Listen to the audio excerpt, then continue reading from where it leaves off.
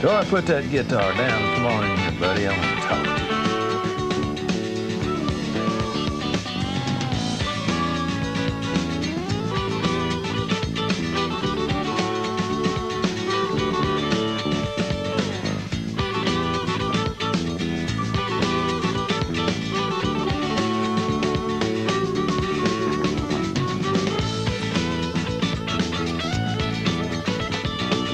Toy, sit down.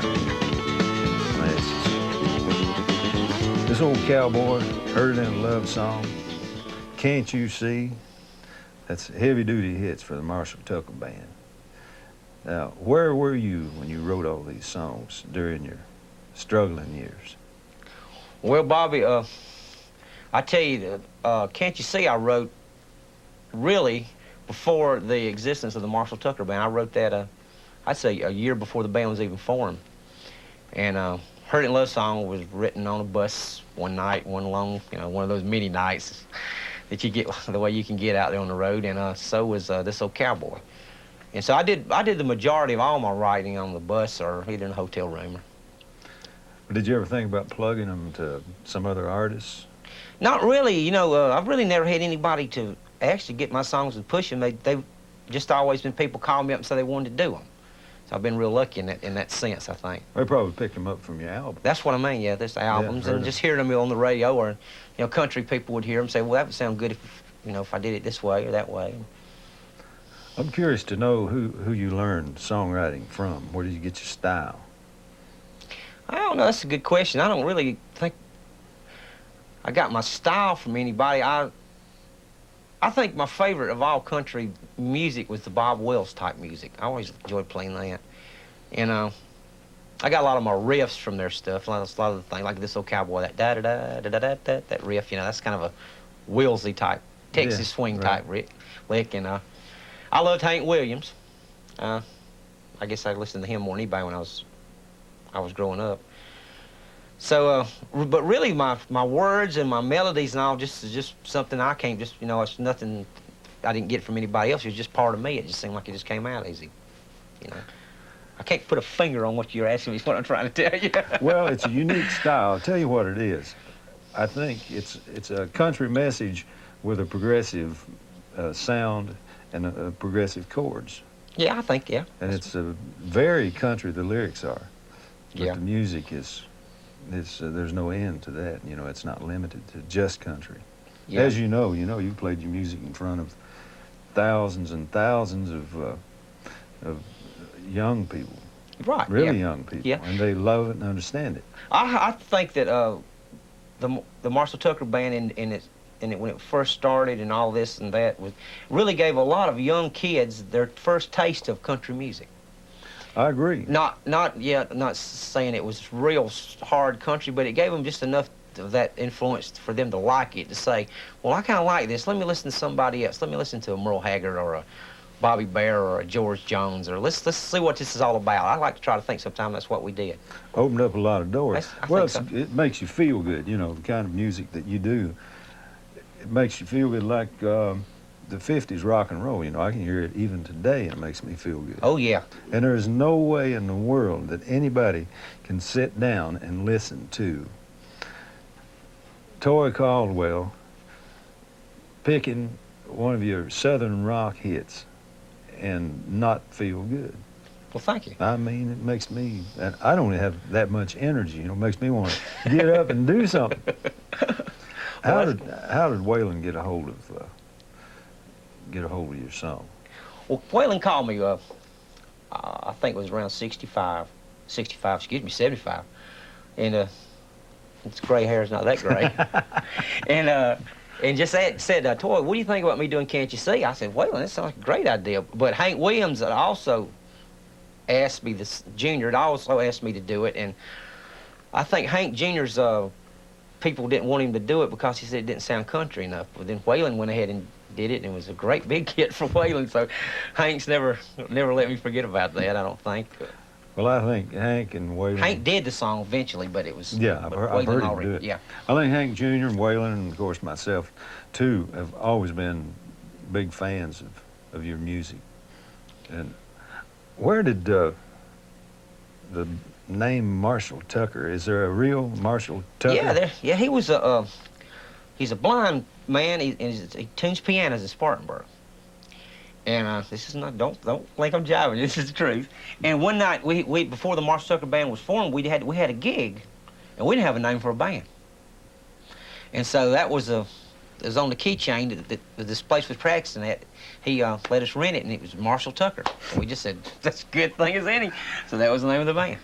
Living proof that the name doesn't make the band makes the name. Exactly. Always. Exactly. We're going to take a break, and then we're going to come back and talk some more. Great. Don't go away. Ask you. Southern rock was so big for so long. And what happened to it? I tell you, I don't know what happened. I know one thing that's strange to me. A lot of the stuff that I was writing and back then is kind of what's happening now. I mean, like, say, Alabama, their style's really similar to a lot of the stuff that I used to write. And, and I'm really glad to see that kind of music. A lot of different types of people listen to their music. And I like their music, and I think it's a good step in the right direction, that type of music. And but as far as it just dying out, I don't really know what happened. It was there one day, and it was gone the next. Well, we've been talking a lot about the past, Yep. but let's find out what you've been doing lately. Well, this summer I finished an album with Phil Walden, who I'm back with again, and we just got a few more things, loose ends to tie up here, and we're gonna try to get it on a label. I just want to take some time off and just not do. You ever just not want to do anything? Lots of time. That's what I did. I said, I'm putting the guitar down for a year. I'm not going to play the guitar. I'm not going to write any songs.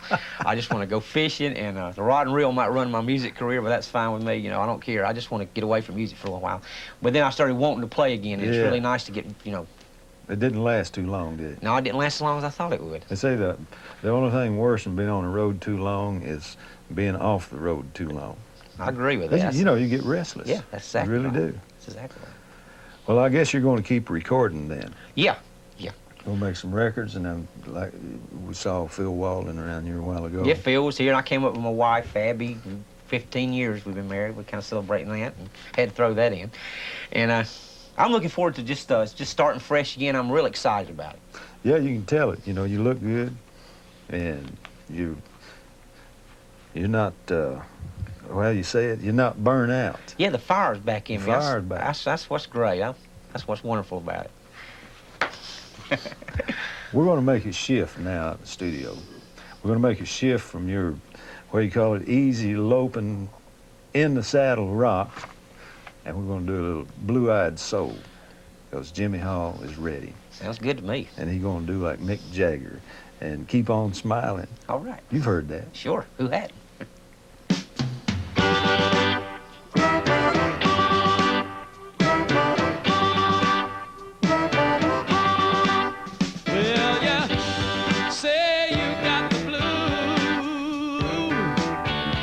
Holes in both your shoes. You feel alone and confused. Keep on smiling, gotta keep on smiling. You say you're about to go insane, 'cause your woman's playing games. Yeah, and it seems like you're to blame. You gotta keep on smiling, brother, keep on smiling. Keep on smiling through the rain, laughing at the pain, blowing with the changes till the sun comes out again. Keep on smiling through the rain, laughing at the pain, blowing changes, just singing this refrain, singing in a honky-tonk cafe.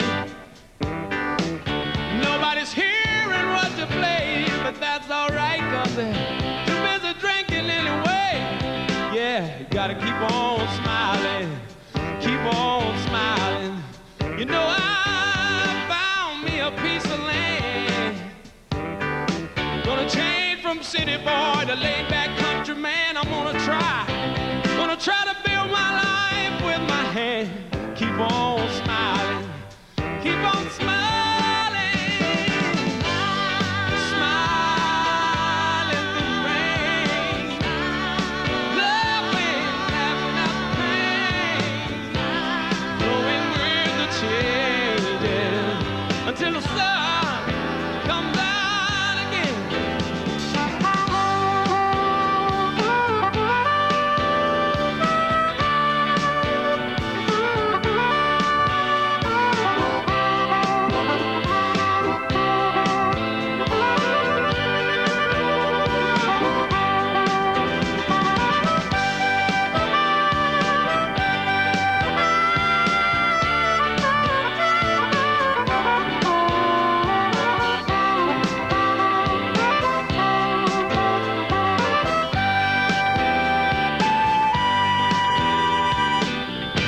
You're just hanging out at the local bar, and you're wondering who the hell you are.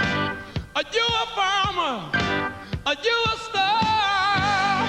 Smile on through the rain, laugh on at the pain, flow on with the change until the sun comes out again.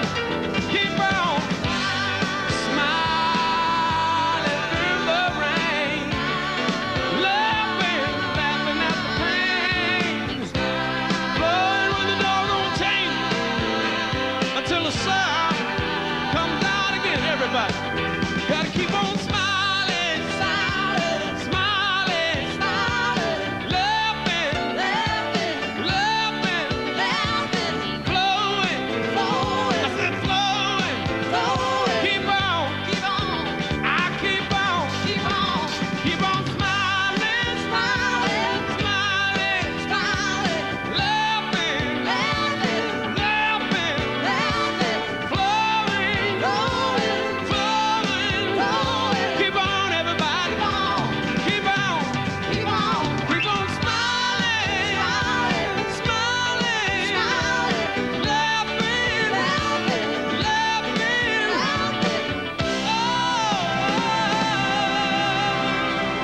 don't you know you got to keep on smiling through the rain every day. Every day. Every day.